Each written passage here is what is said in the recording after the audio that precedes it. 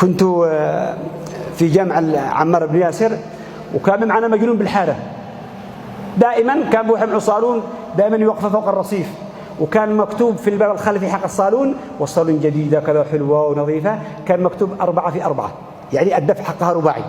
كان المجنون يصحي الديرنج من الورشة بقاعة يده ويكتب يساوي 16.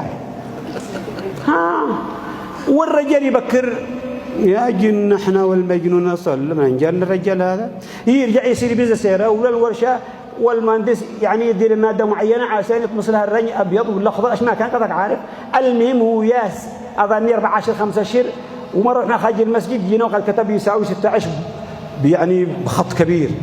فقال: يا أخي أنا جاي طير بنا والله العظيم، يا أخي شاغلنا بالسيارة هذه. قلت له: شوف أطرح لك مقترح. قال لي: كيف؟ قلت: بزها للورشة وخليه يكتب يساوي 16 بنفس اللون الذهبي على نفس المقاس. قال: مو فكرة.